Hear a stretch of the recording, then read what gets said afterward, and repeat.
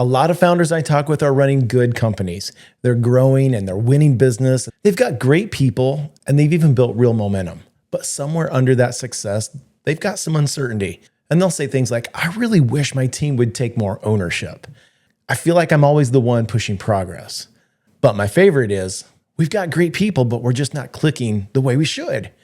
Now, it would be easy to blame it on things like culture, but I don't think it's a culture issue. In almost every case that I've found, what they actually have is an execution problem. Hi, I'm James, and you're listening to Leadership in 5. This is episode 6 in our Execution That Scales series.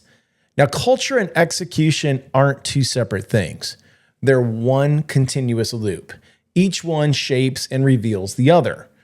When execution slips, it doesn't just mean people are tired or distracted. It means something in your culture, how you lead, how you clarify, how you hold people accountable. Those things, they've drifted out of alignment. And this is where founders often feel the tension. They look at their team and they think, why is this so difficult? But what's really happening is this. Your people are doing the very best they can inside the clarity or their understanding that you've given them. And when that clarity, that understanding is off, their execution will be off too. That's why you want to establish a rhythm of having honest conversations, not a performance review, not a once a year sit down, but real ongoing dialogue. The kind where you talk about what's working, what's broken, and what needs to be adjusted. It's the kind where both sides can be honest about the goals, about the work, even the behavior that drives both of those. Because execution in your business, it happens at the individual level, one person at a time. And that's where the real culture shows up. It's in those moments. And whether people own the work, or if they follow through, and if they'll tell you the truth even when it's uncomfortable. Now, you want to know what your culture really looks like?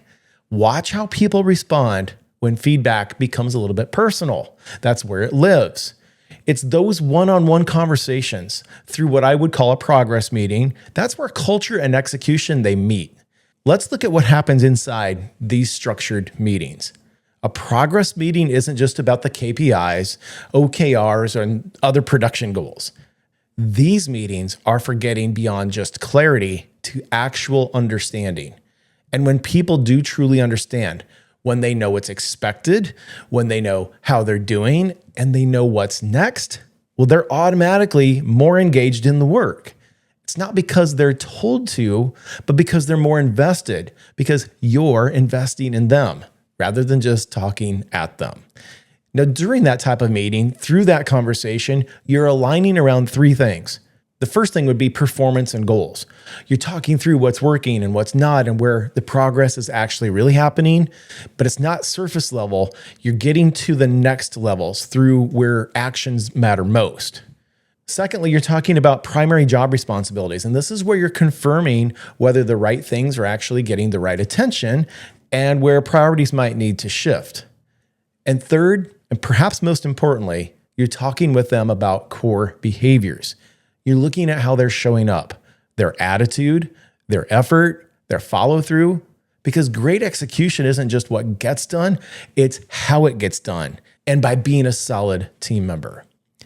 Now, here's the powerful part. When these conversations happen consistently, people stop guessing.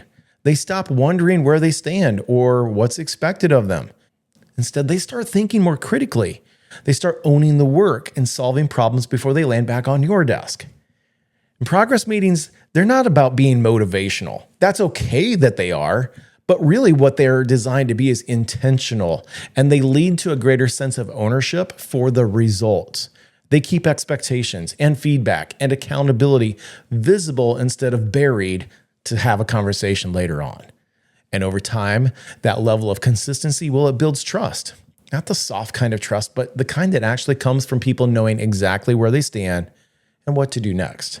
Don't miss this. Culture doesn't live in your brand book. It lives in the way that people execute, how they communicate, and how they consistently follow through. That's what tells the truth about your leadership and your company's culture. So I want to leave you with this reflection today.